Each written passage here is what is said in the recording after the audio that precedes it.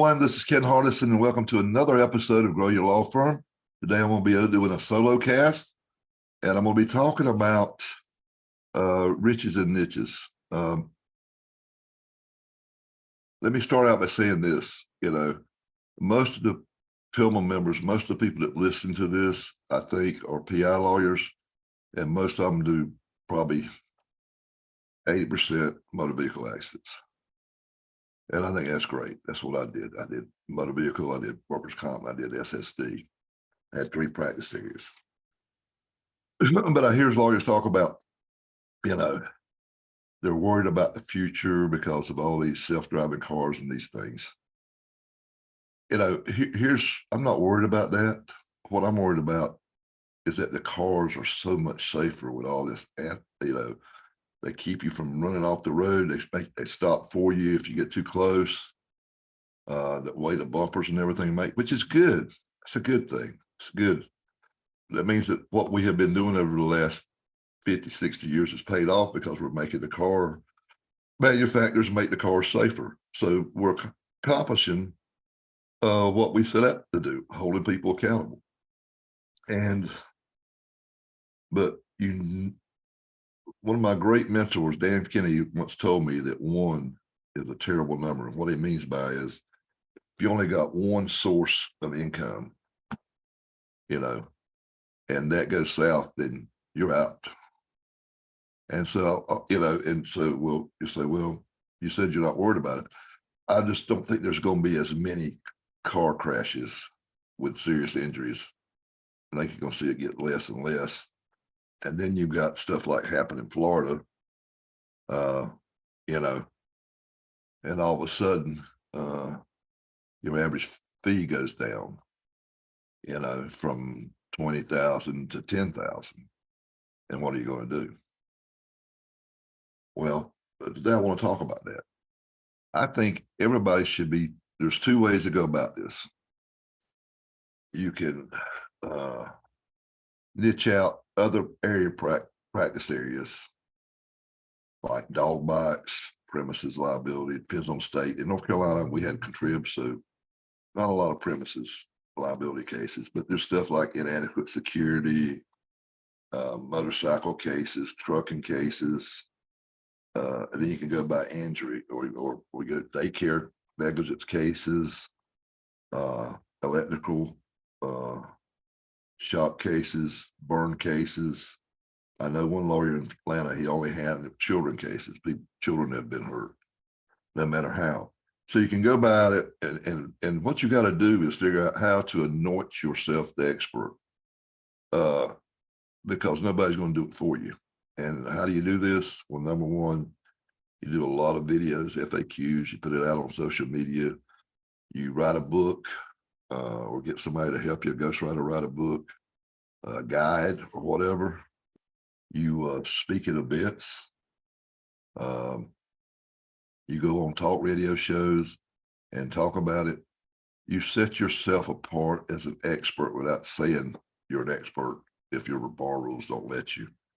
And this way, and I don't say you don't need to have 5 niches, but like pick one, get really good at it, and maybe get another one,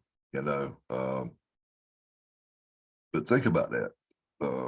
And that way you can be like the dog bite guy in your state, not just in your city. And I could go a lot deeper in that, different ways to get the cases, but the big deal is you got to write a lot of, use AI, write a lot of content, do a lot of FAQ videos on it, put them on social media, put them on YouTube, be everywhere, whatever you pick. And I go back and look at the last 2 years, 3 years of my practice and see what cases that I really enjoy doing that I got a really good fee out of. And then you can use that case as kind of like your anchor, if you don't have one, then get that case. Now, another thing is like, the reason I like motorcycle cases is there's always going to be injuries. They're not going to make those safer. I like trucking cases because there's always good insurance. you know, and usually when you get hit by a truck, you got some pretty serious damages too. And that's very competitive. And if you're not in the right part of the state with a lot of trucks going up down the interstate, then you probably won't have that. But think about this. Uh, you need to guard against the future. You need to be looking ahead all the time, right? The smart lawyers are always planning ahead. When in North Carolina, they got this study commission on workers' comp. Workers' comp was a big deal for us. Our average fee in workers' comp was over $13,000, and we were a contrib state. Our average fee for car wrecks were around 8 or 10. So we were making more average fees off of workers' comp than we were PI for car wrecks. So they did this commission, and then they were getting ready to change all the laws, and they did change some stuff. We used to have unlimited benefits. There was no cap on them. If you couldn't get somebody back to work, then you had to keep paying them. And so we could take cases that were not catastrophic and get 6 figures for them because they were not employable. You know, and they changed the law because used to we could argue that if it had to be suitable employment, which had to be close to the same wages, within 10-20% of the same wages. It couldn't be a night job if you had a day job. You know, and a lot of times people, if they were doing hard labor and then they had to do light work, they didn't have the skill set to do it. Or if they did have a skill set to do light work, it would be at half the price. They changed that. So we saw that coming and we went into disability law. You know, and we went into really working on child daycare cases. We really pushed that hard because we knew we had to expand out our practices because we saw what was coming down the road. And I think you got to look at it like this. You need to see down the road that there's not going to be as many car crashes, serious ones, and there's going to be more and more states doing what DeSantis did in Florida. So get ready for it. I'm not Chicken Little. I think there's still going to be a lot of money to be made. And there's going to be a lot of cases that need lawyers' help, but there's going to be more that don't than do. And plus the deal is there's more and more lawyers getting into it because they see how lucrative it is. And everybody thinks there's a PI lawyer when they don't even specialize in it. You know, they still think they can do it. And just like everything else, if you don't do it every day, you're going to miss some things. And that does happen, unfortunately, in workers' comp and PI. There's another thing too. If you don't want to stay in the same area like PI, there's 3 areas that I would, well, 2 probably, maybe 3. Eminent domain, where the state or the city or the county takes your land.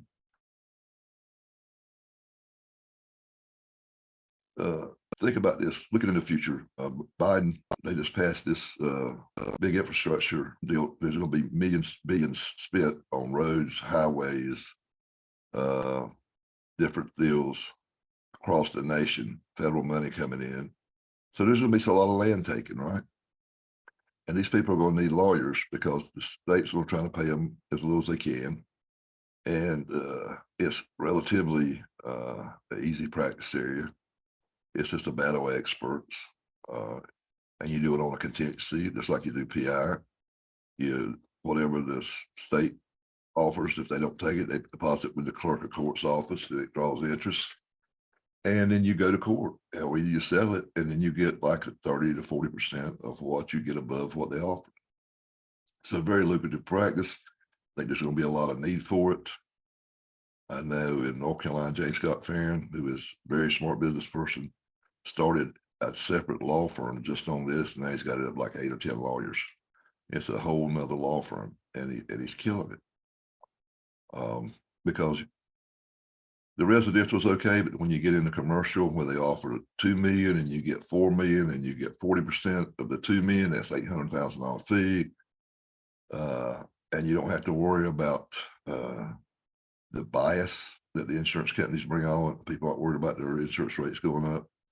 And people, for the most part, do not like the government, and they don't like people taking their land, especially if it's been, you know, if you get people been on jury that land's been in their family for years and years, they really think you need to pay, you know, pay dearly for it. Another one is lemon law. There's a lot of easy to market. They pay attorney fees when you get the case settled or you get a court. It's very coded.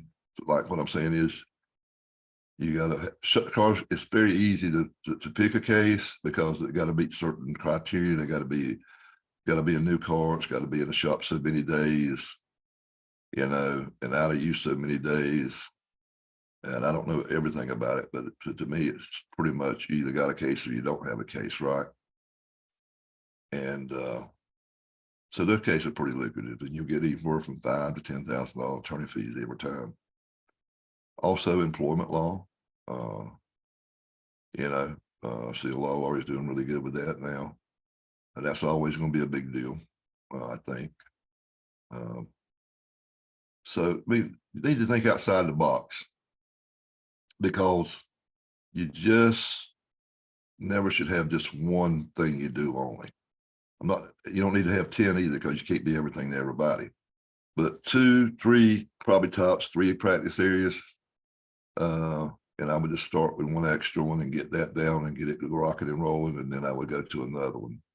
But I would encourage you all to think about that. You know, it's like sort of like what my uncle used to say. He had about a 5th grade education. He said, I got to have a diverse portfolio. That's the way you need to think about this. So I hope this has got you thinking. You know, but you know, like I said, there's just so many ways you can do this. Just be thinking about it, if nothing else, so that you don't get caught with your britches down. You know, when some governor like the Senate comes in and just turns your whole system upside down. All right, that's it for this time. Until next time, this is Ken Hardison, dedicated to your success. Thanks.